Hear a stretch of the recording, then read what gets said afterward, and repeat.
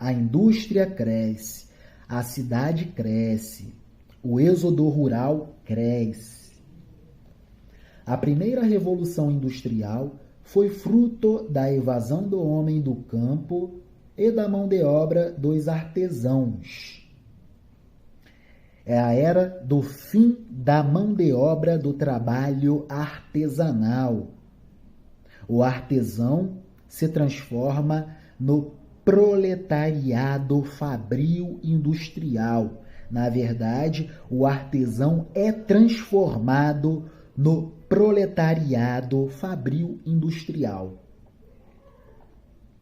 A primeira revolução industrial foi fruto da evasão do homem do campo e do fim da mão de obra dos artesãos, os quais passaram a vender a sua força de trabalho para os proprietários das indústrias, que eram, a partir desse instante histórico, os detentores dos meios de produção.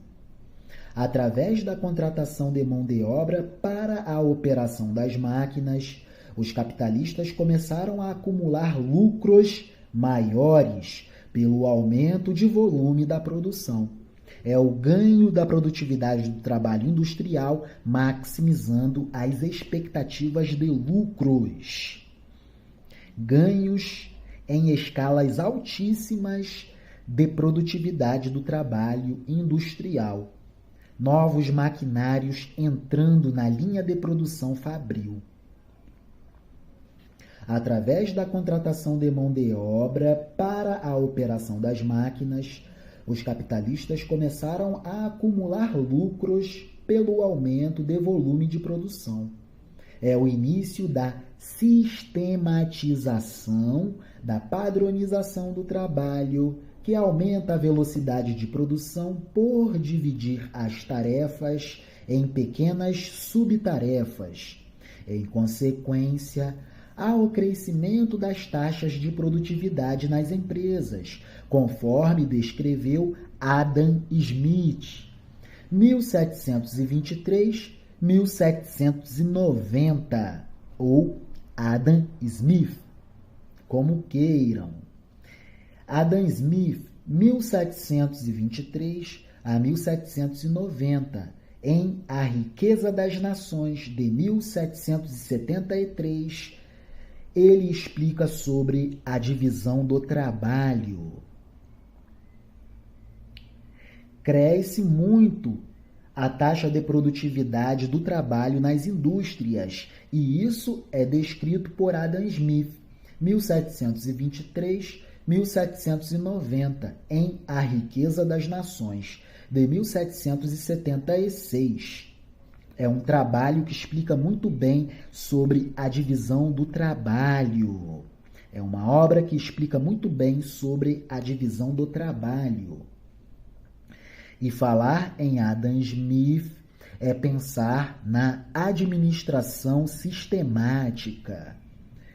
Continuando nossa caminhada histórica, chegamos ao período de 1840 a 1895, chamado de Segunda Revolução Industrial, no qual o capital gerado pelas indústrias ultrapassou as fronteiras da Grã-Bretanha, levando crescimento a diversos países próximos.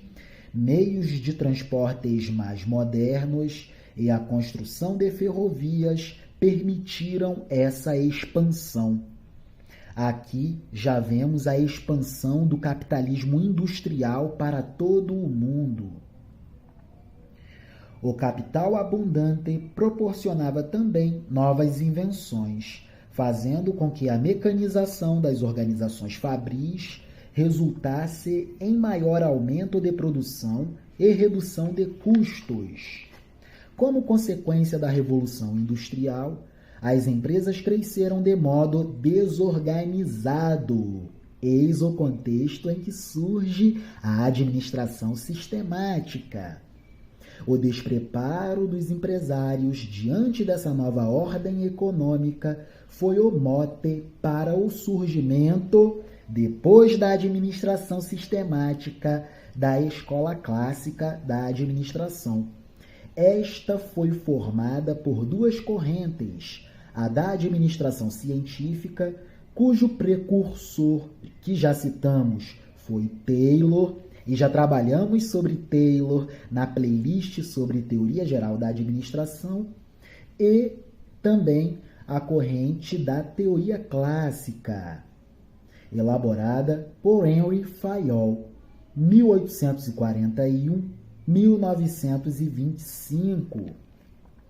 Mas vamos falar neste vídeo sobre a administração sistemática, que surge justamente nesse contexto de crescimento desordenado das organizações fabris, industriais, por exemplo. Estamos falando da transição do século XIX para o século XX. Vamos lá. Agora acessaremos essencialmente as características e os conceitos da administração sistemática. Vamos lá. Administração geral, administração sistemática.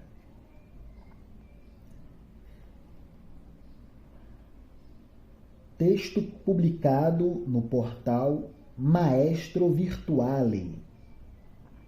A administração sistemática, suas características e exemplos. A administração sistemática é uma orientação da prática de gestão que incide sobre o processo administrativo, ao invés de focar o resultado final. Esse tipo de administração tem a ver com organização, supervisão e controle na condução de uma empresa ou atividade, com base em processos e procedimentos racionais.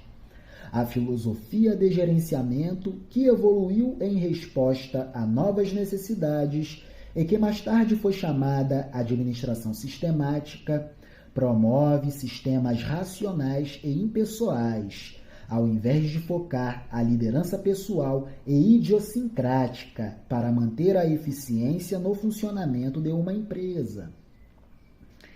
Assim como Adam Smith, Henry Fayol foi um ator importante no campo da teoria da administração. Fayol era um defensor incondicional da educação gerencial. Tendo servido muitos anos no campo da administração, ele sabia bem o que funcionava e o que não funcionava.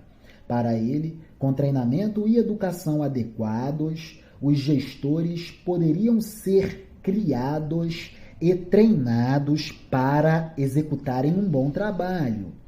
Essa filosofia de gestão, que surgiu nas empresas de manufatura, as primeiras indústrias, procura alcançar um melhor controle dos processos e resultados de negócios, através da imposição de sistemas, em grande parte, por meio da comunicação formal.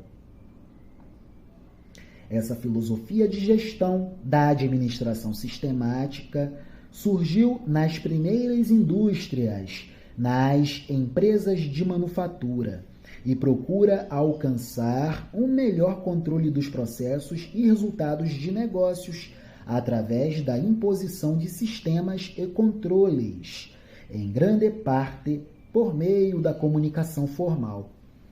O sistema é um todo complexo e organizado. Portanto, é uma combinação ou conjunto de partes ou coisas que compõem um todo unitário, sofisticado e complexo.